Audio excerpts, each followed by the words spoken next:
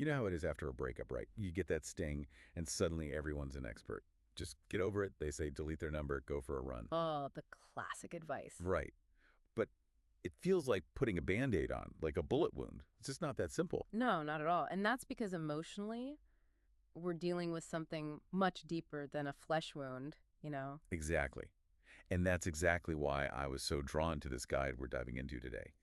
Forget the quick fixes. This one goes right into the nitty-gritty, the psychology of heartbreak. I like it already. There's this one line really got me thinking. It says, getting over someone isn't about numbing the pain. It's about rediscovering who you are. It's about rewriting the narrative. Powerful stuff. It really is. And it gets at the heart of why breakups hit us so hard. It's not just missing the person, though that's part of it. Right, it's bigger than that. It shakes up our whole sense of self, our place in the world. Loss, especially romantic loss, does that. It makes us question everything. Whoa, okay, I need to unpack that. How does losing someone mess with our identity that much? Think about it. When you're in a relationship, you build a future in your head, right? Sure, the what ifs and all that. Exactly. You create this shared identity, a we. But when it ends, that picture shatters. And suddenly, you're not just saying goodbye to them, but to the future you imagine together, the you were in that relationship. It's like the rug's been pulled out from under you. Exactly. And to add another layer, this guide makes a great point. This isn't limited to romance. Jobs we lose, friendships that end, even letting go of a prized possession can trigger this. Any significant loss. It's all connected to that sense of meaning we find in those relationships. Fascinating.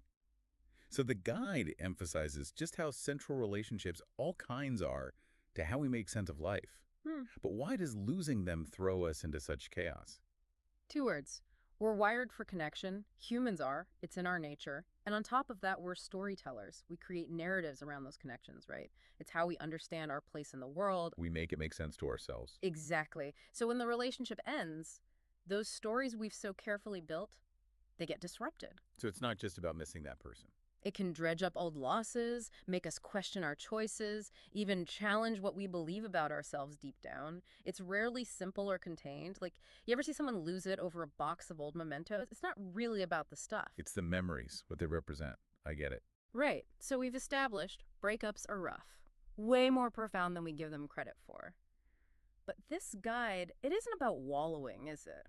Seems like it suggests opportunity in those moments. Yeah. Exactly. Remember that rewriting the narrative bit. That's the good stuff. It's taking all that emotional upheaval and using it to understand yourself better. And a key part of that, your needs.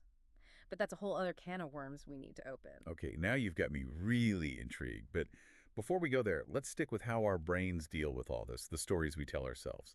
Because the guide talks about rose-colored glasses, and I think we've all been there. Oh, yeah, that's a classic for a reason. It's true. We put on those rose-colored glasses even after things are over. Totally. Like all of a sudden the red flags are just like... Why didn't I see that coming? It's tough to admit our memories get kind of fuzzy after a breakup. So why do we do that? What's the psychology there? Cognitive dissonance. Basically, our brains hate inconsistency. Heartbreak. That's painful. So we want to downplay the bad stuff, focus on the good, even if we got to tweak the story a bit. Hold on. Some of us haven't been to Psych 101 in a while. Cognitive dissonance. In plain English. It's that icky feeling you get when you're holding two thoughts that clash. Like, you believed you made a good choice being in that relationship, but the breakup says otherwise. So it's not enough to mend the broken heart. Now we got to convince ourselves we weren't crazy for being with them in the first place. Nailed it. The ego's way of self-preservation, right? If we tell ourselves, well, they weren't that bad or mostly good times, it's easier to feel like we've got good judgment, even if we're kind of lying to ourselves. Makes sense, actually. Which is why the guide's point about honesty really hit home. Taking that objective look at what the relationship really was. Objectivity is key. Not to dwell on negativity or blame, but to actually learn. Kind of like that saying, sometimes you got to lose them to find yourself. This guide has that vibe, yeah. 100%. When we get what went wrong, we set ourselves up for better choices next time. So how do we actually do that? Rewriting the narrative in a way that helps. The guide talks a lot about needs versus wants, and that caught my eye. Huge difference there. Most people can tell you what they want in a partner. Funny, likes the same bands, whatever. Yeah, well, that's cool, but the guide says true fulfillment.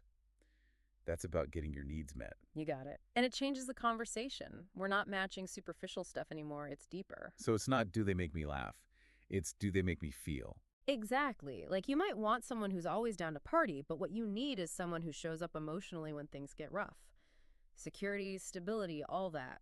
Which, speaking of needs, the guide calls out three big ones: status, connection, and security. Don't let the words scare you. They're about basic human stuff. Okay, break it down for us. What do those look like in real life? Think of it this way. Status isn't just being the center of attention. It's feeling valued, respected, seen for who you are. Like your voice matters, your contributions matter. Being acknowledged, appreciated for what you bring to the table. Exactly. Now, connection, that's shared values, empathy, truly getting each other, feeling emotionally safe, Being known, accepted as you are, flaws and all, you can let your guard down. right? And security, that's the bedrock. It's what allows trust and intimacy to grow. Feeling safe enough to be vulnerable. Knowing someone has your back, no matter what life throws at you. This is putting things in perspective. It's not about if they laugh at your jokes, it's do they meet these deeper needs I might not even say out loud. And here's the kicker: unmet needs. Root of so many conflicts in ourselves and our relationships. We don't even realize we have the need till it's missing. Then it's just frustration and resentment. So by figuring this out, we're not just dissecting old relationships, we're getting clues for new ones. Breaking those bad patterns, the heartbreak cycle. We're coming at it from a stronger place. And that's the empowering part of rewriting the narrative. It's not just healing the past, it's using it to make a better future, where our needs matter, our values are respected, and we end up with stories we actually like telling. This is resonating so much. And it makes you wonder, does this only apply to romantic stuff? Or can this go broader? Great question. The guide focuses on romance, but honestly, this applies to so much more.